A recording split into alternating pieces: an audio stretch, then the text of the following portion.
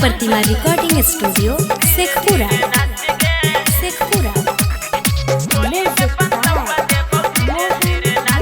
Mix by Shailendra बाबू।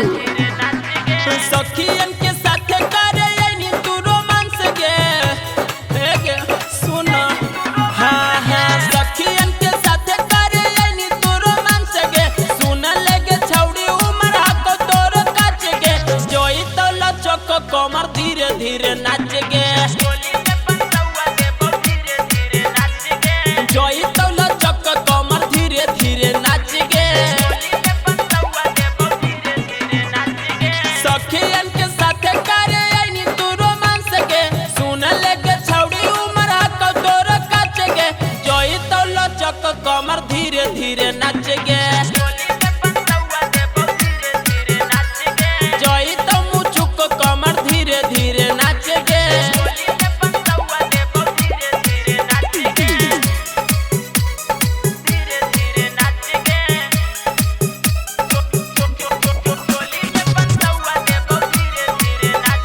माँ Pratima recording studio Sheikhpura.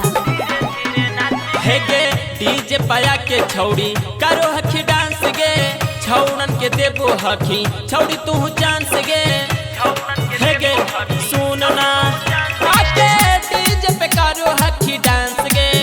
छौड़ी छौड़न के देबो हखी चांस गे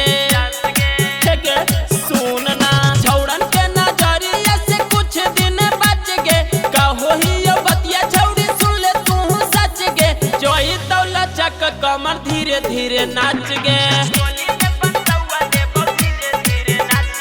जोई तो लचक कमर धीरे धीरे नाच गे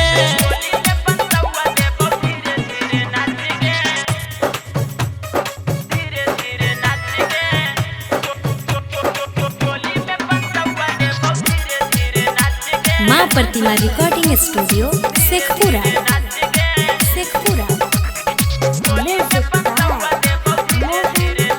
मिक्स बाय शैलेंद्र बाबू। हे गे देख में लागो हखी छौड़ी तू छोट गे